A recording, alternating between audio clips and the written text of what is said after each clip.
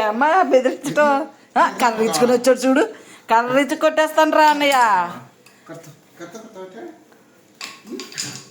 చూడు కర్ర వేసుకుని వచ్చాడు, మళ్ళా పైకి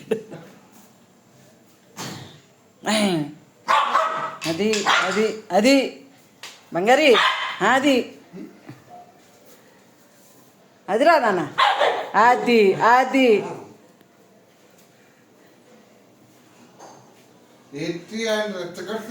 అది లేత నేను తీసుకుంటావా?